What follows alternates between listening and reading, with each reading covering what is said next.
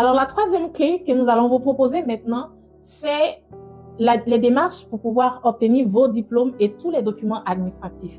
Alors, souvent, Aïcha, sur les sites officiels des différents pays pour l'immigration, il est défini clairement la durée de procédure ou la durée de traitement des différents dossiers d'immigration.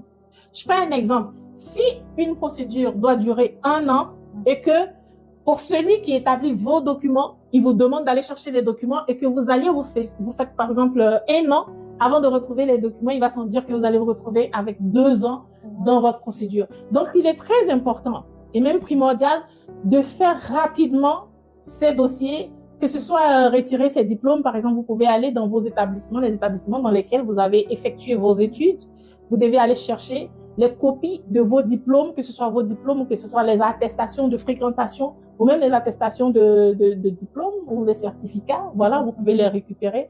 Vous pouvez également aller faire vos dossiers, vos documents administratifs. Par exemple, des extraits de naissance, c'est très important. Il y a pas d'autres comme documents qu'on fait, par exemple.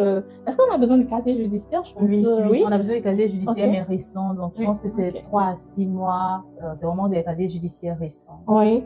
Et puis, voilà, il faut également refaire son passeport aussi. C'est très important, voilà, de refaire son passeport. Parce que plus vous avez beaucoup d'années en réserve dans votre passeport, plus, voilà, vous êtes sûr que quand vous allez immigrer, vous n'aurez pas à refaire aussitôt votre passeport parce qu'une fois qu'on est sur le territoire du pays d'immigration, c'est vraiment difficile de renouveler ces documents, voilà, de nos pays d'origine. C'est très difficile. Vrai. Et en fait, ce que tu dis est vraiment intéressant, très intéressant, dans la mesure où parfois les personnes se plaignent. Ma procédure, elle devrait durer normalement 6 mois et là, ça fait 7 mois. Avec le Canada, je sais pas, je ne connais pas la réalité des autres pays, mais au Canada particulièrement, prenons le cas des permis d'études pour les étudiants et tout. Si le permis d'études, c'est 6 mois, en tout cas au moment où moi je faisais, c'était 6 mois. Au-delà de 6 mois, si on est en train de rentrer dans le 7e mois, vous avez le droit de contacter l'Agence Immigration du Canada pour leur dire que votre demande a excédé les 6 mois, qu'est-ce qu'il en est, et ils vous feront un retour. Moi, j'ai eu un cas, par exemple, donc je les ai contactés.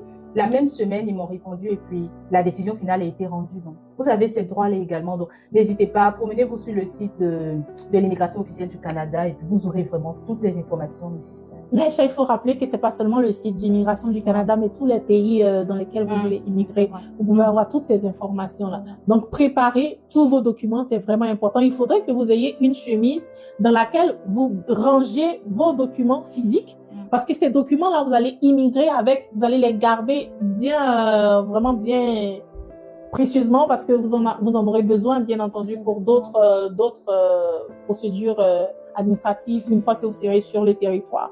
Et n'oubliez surtout pas aussi de les numériser et de les garder dans un dossier qui vous est accessible assez facilement parce que ce serait intéressant aussi d'être dans le pays dans lequel vous immigrez et de pouvoir avoir accès à vos dossiers, tous vos documents administratifs rapidement. C'est vraiment important de faire ça parce que nous qui sommes ici, on sait comment c'est difficile souvent de faire parvenir de l'argent à nos parents pour leur demander d'établir certains documents administratifs et souvent ça prend du temps. Non seulement ça prend du temps, mais ça prend beaucoup d'argent aussi et c'est stressant et tout. Mais vraiment, il faut planifier cela parce que moi, si je l'avais su au départ avant d'immigrer, je l'aurais fait et je n'aurais pas eu à courir dans tous les sens, à chercher des gens pour nous aider parce que faut pas oublier aussi que quand on est ici, on donne des commissions souvent en Afrique, on est dupé ou souvent on n'atteint pas forcément l'objectif qu'on recherche. Donc, c'est très important de faire cette démarche-là avant d'immigrer.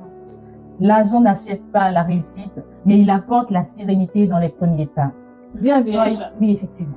Soyons francs et honnêtes. L'immigration coûte cher. Très cher.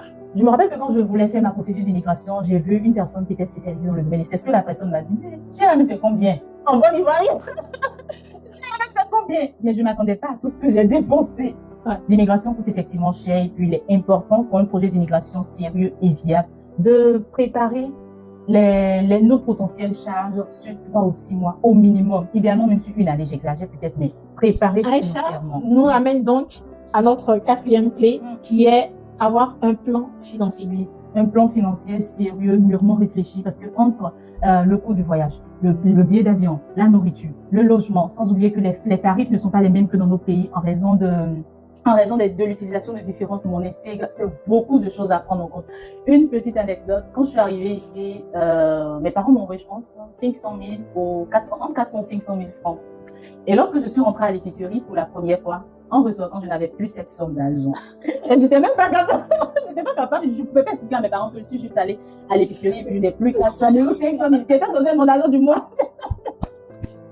Donc, c'est vrai que ça fait rire. Et puis, si ça ne peut choquer personne, quand tu dis que tu as dépensé, c'est pas 100 000 francs ou 200 000 francs pour tes courses d'une semaine et tout ça, je ne pas, c'est normal, mais en Afrique, la réalité est différente. Donc, prenez la peine de réfléchir, d'analyser votre plan financier. 2 millions en Afrique, en Côte d'Ivoire, ou je sais pas, au Bénin, ou dans un pays africain, n'a pas le même poids ou ne te donne pas le même pouvoir d'achat qu'en France, ou au Canada, ou je sais pas, ou dans un autre pays européen ou américain. Donc, prenez la peine de vraiment bien élaborer votre plan financier.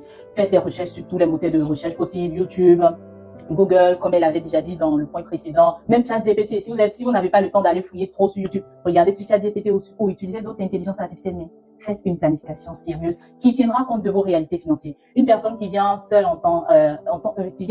n'aura pas le même besoin financier qu'une personne qui vient avec une famille et tout. Donc, préparez vraiment tout ça. Et puis, Aïcha, il faut également préciser, que l'argent qu'on vous demande de mettre de côté, ce n'est pas seulement l'argent que vous allez utiliser ici quand vous serez on va dire, dans vos pays d'immigration. Parce que l'immigration commence déjà dans vos pays d'origine. Parce que quand on va vous demander, par exemple, d'aller faire le test de langue, que ce soit le test de langue en français ou en anglais, il faut payer. Quand vous allez aller faire la démarche pour pouvoir obtenir vos différents documents administratifs, il faudra payer. Quand on va vous demander d'aller retirer vos diplômes dans les différents établissements dans lesquels vous avez fréquenté, il faudra payer. C'est vraiment beaucoup de choses. Même quand on fait, comment on appelle ça, pour le médical, là, Ah ouais, l'examen médical. L'examen médical également, ça coûte vraiment cher aussi. Donc, c'est beaucoup de choses. Et puis, il faut prévoir le logement. Ici, les logements, ça coûte cher. Je vais dire, quelqu'un qui vous donne 1 million en Côte d'Ivoire et vous dites, j'ai payé mon logement avec, il se dit, mais attends, toi, tu vis dans un appartement d'1 million. Il peut pas comprendre combien de fois, voilà. C'est comme Aïcha l'a dit, ce n'est pas les mêmes devises. Donc, c'est vraiment cher. Et c'est pour ça que, généralement, les différents gouvernements demandent aux personnes qui veulent immigrer de mettre de l'argent de côté pour au moins 6 mois. 6 mois pendant lesquels vous allez pouvoir subvenir à vos différents besoins et vous aurez le temps, mais vraiment l'esprit tranquille aussi pour aller chercher du travail et avoir une situation stable. Justement, c'est vraiment ça le but. Donc, c'est très, très, très important de mettre de l'argent de côté. Faites des économies, ne soyez pas pressés. Oui, vous avez des amis qui ont immigré, mais vous savez pourquoi vous venez. Vous savez pourquoi vous voulez immigrer. Alors, prenez le temps d'évaluer concrètement et financièrement votre projet et ça vous permet de savoir combien je vais investir. Et Aïcha disait, souvent quand je suis sur ma page, je reçois en inbox des messages de certains de mes abonnés que j'aime énormément, qui m'envoient des messages pour dire, Michel, est-ce que tu peux m'aider à immigrer? C'est beaucoup d'argent, vous savez. Et Michel, franchement, elle n'a pas tout cet argent-là pour vous aider à immigrer. Elle peut juste vous donner des informations, elle peut juste vous préciser des choses, vous aider à mieux préparer, élaborer votre projet d'immigration. Mais l'argent, je n'en ai pas.